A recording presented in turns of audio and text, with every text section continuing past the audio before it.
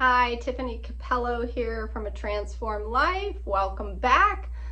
Today's topic is self-love is not optional.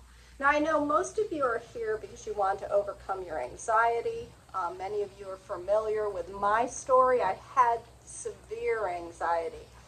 Probably one of the worst cases that I've ever been made aware of. I was so anxious that there were times I was bedridden. Times I was agoraphobic, didn't leave my house. But I want you to understand that freedom from fear is not the only goal I have here for this channel. My goal is not just to help you become free of anxiety, but to really have peace of mind. I want you to feel a sense of peace, a profound joy in your day-to-day life. So let's not make the goal just removing anxiety. Let's make the goal profound peace of mind. Because that's what everyone really wants. If you think about it, everything that people do in life is motivated by the desire, that ultimate desire for a peaceful, happy life. Whether you think it's that new car, that job promotion, that perfect relationship that's going to bring that to you, the ultimate goal is still, I want to be happy. I want peace. Now, of course, you understand that getting free of your anxiety is absolutely crucial, but we want to take it further. So, self-love is not optional. If you want to be free from your anxiety and you want to have peace, you have to love yourself. Now, what does that mean? What does it truly mean to love yourself? Now, most people think, if I love myself, that means I'm not saying shitty things to myself all day. Now, I was an expert at self-criticism. I had it down to an art form. I would get up in the morning, I'd look in the mirror, and I would find something to nitpick myself about. Oh, it's that little brown spot on my nose. I hate that. Or the way my hair is, oh, it looks so frizzy today. Or, oh, it's that extra weight around my waist. And then I would criticize my intellect as I was going throughout the day. Oh, why did I say that? Why did I do that? Always second guessing myself.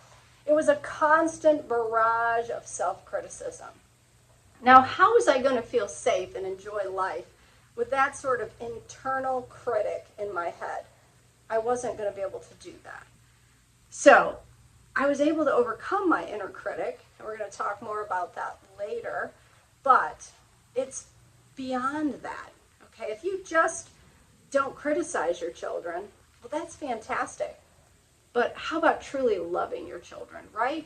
You know that if you do have kids or even a best friend or a partner, true love, true peace in that relationship doesn't just come from not criticizing that person. It comes from you demonstrating a profound love towards those you care about.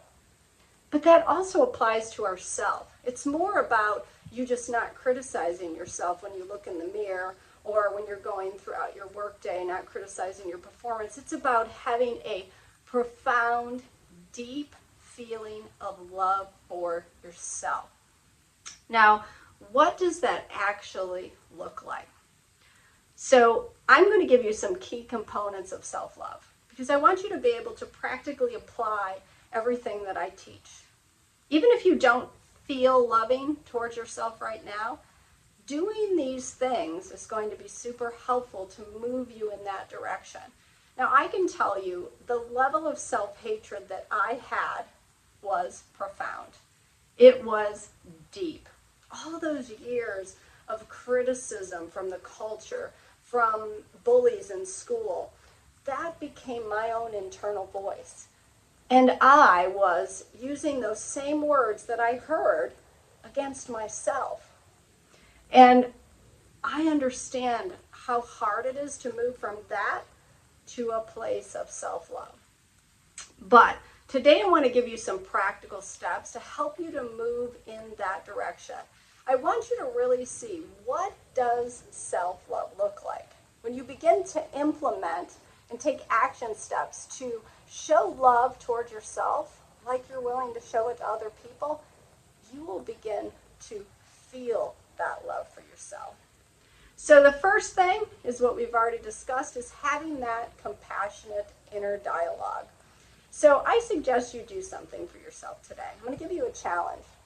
I want you to sit down and I want you to write yourself a letter, but not thinking about you writing a letter to yourself. I want you to actually visualize yourself sitting on a chair across the room from yourself, and I want you to write out what you would say to that person in your circumstances, in your struggles and trials, as a really good friend. The same compassion you give to others, I want you to give yourself. What kind of encouragement, what kind of praise would you give? What kind of wonderful things would you tell this person about themselves? I want you to do that for yourself. I want you to begin to switch that narrative and that inner dialogue. One thing that's super helpful is to actually take a picture of yourself as the younger version of you, as a child perhaps, and just put it in front of you. Post it somewhere, and I want you to look at that picture of yourself as a child, and I want you to ask yourself, would I say the things I'm currently saying to myself, to that child? Would I tell that child that she's stupid? Would I tell that child she's not pretty enough, not smart enough, not good enough? She's never going to have a relationship. She's never going to get that job promotion. You're probably never going to get the things you want and need in life. Would I say that? Now, if you did, you'd be pretty cruel and abusive. Would you say those things to your best friend? I know that you wouldn't. So why are you saying them to yourself? So, and then take that picture and practice saying the opposite of the negative things you're saying to yourself every day, looking at that picture. You won't be able to look at that picture of yourself as a little girl and say all those cruel things. And once you start practicing saying those positive, uplifting, encouraging things, you're going to find that you're going to catch yourself in that negative dialogue, and it's going to seem repulsive and foreign to you. And you want to look at yourself from an attitude of non-judgment, and this helps you to pull back, see yourself outside yourself, disassociate from that negative self-talk a little bit, and provide yourself with encouragement and feedback. And that will become a habit, just like the old negative self-talk was. Another way to show yourself self-love is to take time for rest. We push ourselves. We've got to be better. We've got to do more. And we don't give ourselves the time we need to rest, to do things that we enjoy, to read that novel, to take that nature walk. When you provide yourself with rest, you're sending a message of self-love. Just like when you say nice things to yourself, a message of self-love. Also, self-care. How are you eating? Are you taking time to exercise? Would you care for a child, your spouse, a best friend, the way you care for yourself? Think about that one. What can I do to show myself more love and respect in the way I take care of myself on a day-to-day basis? Maybe schedule an appointment to get your hair done in a way that makes you feel good, to have your nails done, to spend time with that friend going out to lunch. Give yourself the same respect and consideration that you give other people. Also, can you look in the mirror and say, I love you, to yourself? Now, this was really hard for me. I'm going to be honest with you. Super hard for me. I would feel so corny looking in the mirror and saying I love you, and I just sort of cringe. And then one day, I've been working on this for a while, moving in the direction of self-love in my day-to-day self-talk and the way I was treating myself. And one day, I had a really bad day, and my boyfriend and I had had a little disagreement, and I walked into the bathroom and I was crying. Just nothing serious, but it was just, I hate disagreements. I hate conflict. I know so many of you agree conflict sucks. And I walked in the bathroom and I looked in the mirror and I saw myself crying and I said, oh, I'm so sorry. I love you. I was shocked. I said, oh my God. And I actually felt it. I felt that beautiful feeling of compassion and love for myself. And wow, what a stark contrast to the critical person I was towards myself years ago. And that's what happens when you make a conscious effort to learn self-love. You're going to be surprised when one day you look in the mirror and realize, I really do feel feelings of love towards myself. Another way, and this is super important, that we need to demonstrate self-love is to have proper boundaries. Now think about it. If a certain friend of yours was coming over to your house all the time and saying cruel and abusive things to your child or one of your family members, or even kicking your dog, are you going to let that person keep entering your home and abusing someone you care about? Absolutely not. But yet, we allow others into our lives who treat us with disrespect, who talk down to us, who roll their eyes at us, who show us contempt. We allow these people in our lives and we continue to tolerate their disrespect. This is not self-love.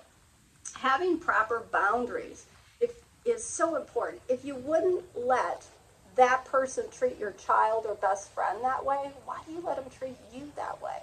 You need to stand up for yourself and don't hesitate to remove someone from your life who cannot learn how to respect you. And then the last and final step towards loving yourself, and of course there's other ways, but this is all we're going to talk about today, is recognizing and validating your needs as equal to the needs of others. Now this includes you if you're a parent, okay? It's so easy to say, well, my kids are young and their needs always come first. Now that makes sense. Of course their needs come first, but you have to realize that your needs are just as important. The one thing I did as a mother of 7 children, and you didn't hear me wrong, yes, I've given birth to 7 children. The one thing I did wrong was I put my kids' needs so high above my own that I ended up destroying my health. I ended up with severe health problems and chronic anxiety and depression. If you're going to truly care for those that you love, you have to first care for yourself. That's why when you're on an airplane, they tell you, put your oxygen mask on first. They know if you pass out, you're no good to the kids that are next to you. Okay, you're no good to your family, you're no good to your friends, you're not even any good to your boss if you are falling apart physically, spiritually, emotionally. Your needs are just as valid and just as important. You need rest, you need good food, you need recreation, you need downtime and time for yourself. So I hope you found these tips to be super helpful, and I'll see you again soon on this channel where we continue to talk about how to overcome anxiety and find peace of mind. And remember, it's really all about safety. When you love yourself, you're sending a message of safety. Imagine if you had to go and spend a day with someone you knew really despised you, couldn't stand you, actually hated you. How comfortable are you going to be around that person? How safe are you going to feel spending the day with that person? But you are in your world all the time.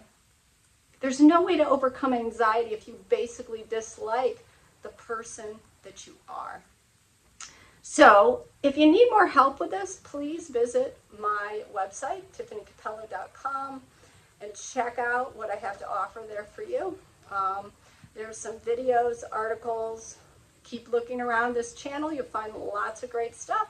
I have lots of meditations to help you out, and I'll see you again soon as we move away from fear and we embrace peace.